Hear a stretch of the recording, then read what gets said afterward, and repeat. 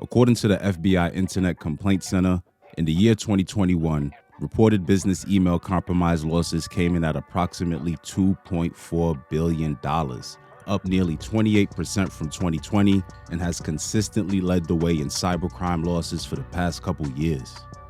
Now, in case you didn't know, business email compromise is a type of cyber attack that can happen to businesses and individuals involving the hacking, spoofing, or impersonation of a business email address with the intent to steal information, trick victims into opening files with malware, or transferring money.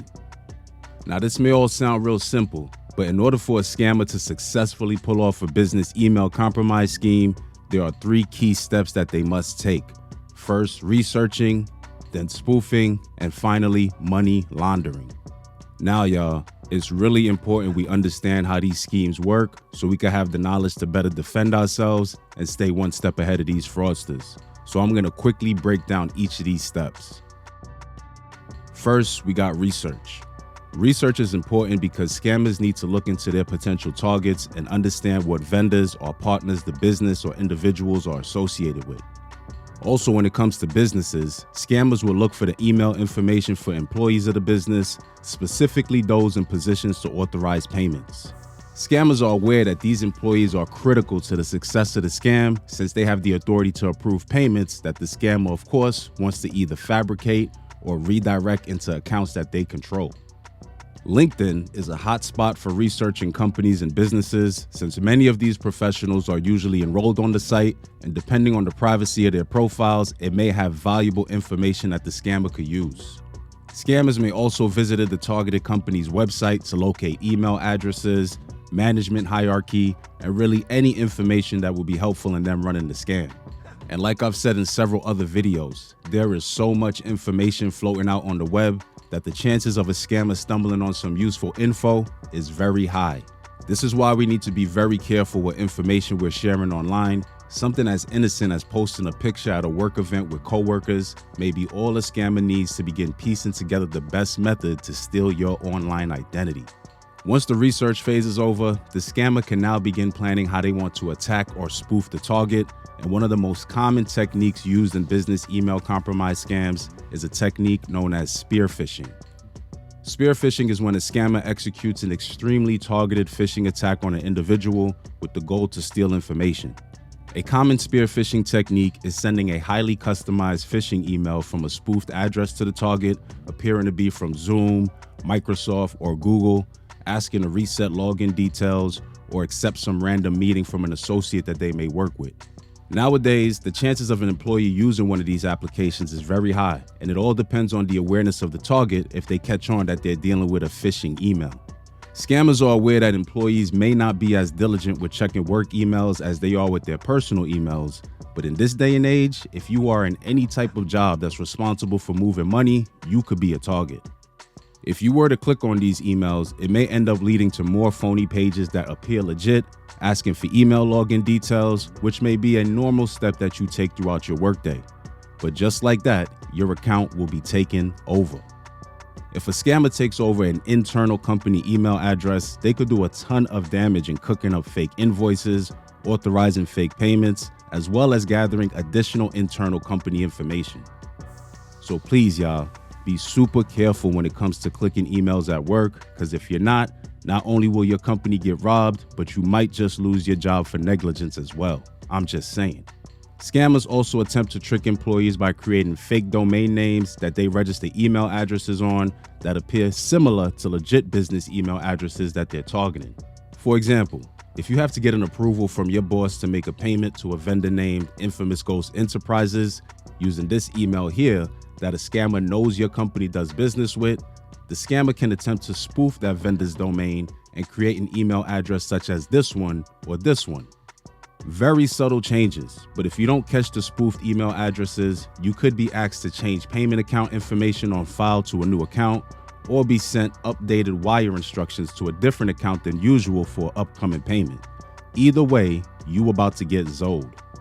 Whichever method the scammer uses to spoof, if they are successful in convincing an employee to send a payment to them, they are gonna need an account to have the money deposited into. And if they have some sense, it's gonna be an account that isn't in their names. and that's when money laundering comes in. Skilled business email compromise scammers understand that money laundering is mandatory when it comes to these type of schemes, and there's two methods I've noticed scammers use in an attempt to clean dirty money. First is a good old money mule. Many of the bigger and more organized business email compromise schemes originate outside of the US and employ several money mules within the country to accept the stolen money, which they then transfer outside the country to the ringleaders.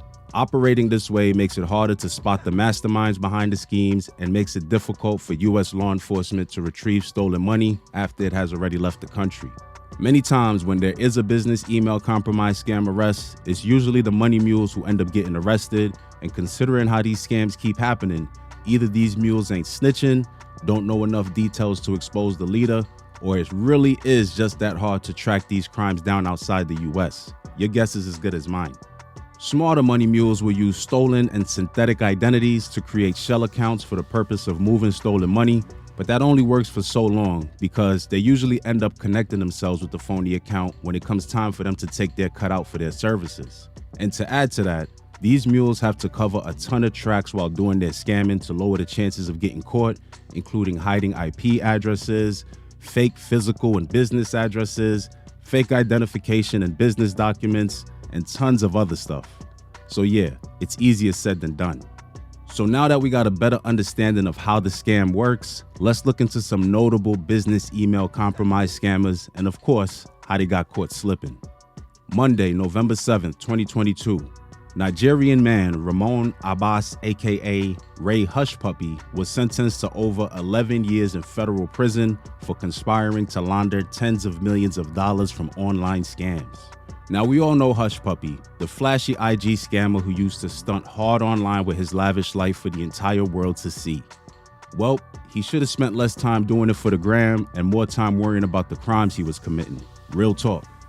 According to the documents associated with Abbas's case, he seemed to play an active role in managing an international network of money mules, which he used to launder millions of dollars from various cyber crimes he took part in. So AKA, it seemed like Abbas was the guy other fraudsters would call when they needed a place to direct and clean stolen dirty money. One of Abbas's fellow scammers, Galeb Alamari from Canada, would work closely with Abbas on several scams that would eventually lead to the downfall of both men. From January to February 2019, Alamari would be in contact with Abbas, asking him for bank accounts he could use as part of a €5 million business email compromise scheme he wanted to run against a Maltese bank. It later was uncovered that Alamari was working with a group of North Korean hackers who were masterminds behind the scheme but needed assistance in collecting and laundering the dough. Anyway, the pair, along with others, would communicate through text as they planned and executed the scheme, but based on the case paperwork, it seems like they would only get away with stealing 500,000 euros. Fast forward to October 2019, Abbas would successfully pull off an over $900,000 business email compromise scheme against a law firm that he would then have $396,000 of transferred to a mule account within Alamari's network. To make a long story short, the scams would end up getting investigated by law enforcement, and during this investigation, it would be uncovered that Alamari and Abbas communicated regularly about their scam planning through phone numbers and email addresses associated with Abbas's true identity and his various social media profiles, allowing law enforcement to connect the crimes right back to him. It would turn out that Abbas wasn't thorough in covering his traces and was apparently too focused on stunting for the gram, so as a result, he was charged and arrested around July 3rd, 2020, and would be sentenced to 135 months in federal prison on November 7th, 2022. As for Alamari, he would plead guilty to money laundering on November 7th, 2020, and be sentenced to 140 months in prison on September 8th, 2021. Another historic business email compromise case involves Evaldis Rimasaskas of Lithuania, who led a business email compromise crew from 2013 to 2015 that attempted and nearly got away with stealing over $120 million between two separate attacks on Google and Facebook. According to the documents in Rimasaskas' case, in 2013, he would register and incorporate a company in Latvia with a name similar to a major Taiwan computer company, Quanta Computers, that did business with both Google and Facebook.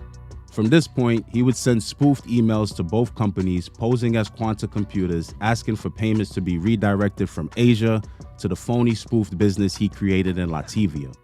Google would be the first to get hit with the scam in 2013 for about $23 million, and Facebook would be hit up in 2015 for about $98 million. Unfortunately for Rimasaskis, on both occasions, the companies would recognize they were scammed and immediately contact the FBI. All the stolen money would be frozen immediately, and both companies would be recouped for all losses. As for Rimasaskis, the case paperwork isn't all the way clear, but it does clearly state that the Fugazi business and bank accounts that he used as part of the scam were set up in his own name. So I'd imagine it wasn't too much work to track the crime right back to him. He would be arrested in Lithuania on March of 2017 and eventually be extradited to the US in August of the same year. He would end up pleading guilty to wire fraud 2 years later in March of 2019 and be sentenced to 5 years in prison on December 19th, 2019. A perfect example that no one, not even two of the biggest tech companies in the world, is above getting scammed in some type of way. So with that, some key takeaways we could take from this video are: be very conscious of what you post online related to work. You never know who's watching and waiting for the day you might slip up and give away valuable information related to vendors, payments, or really anything money related to your job. Next, take your time when opening emails at work, because scammers are actively attempting to phish and spoof companies. Nowadays, most major companies do have technology that's able to intercept incoming emails with suspect files or coming from suspect domains, but clearly tons of attempts still make it through the cracks, as we can see from the billions lost from business email compromise scams annually. Navigate your work emails with the same level of awareness that you are when you're navigating your personal emails. If you ever feel like you were targeted by a phishing or spoofed email at work, immediately report it to your company's IT department. And if you work for a smaller company that doesn't have such a department, work with your management to report it to the FBI.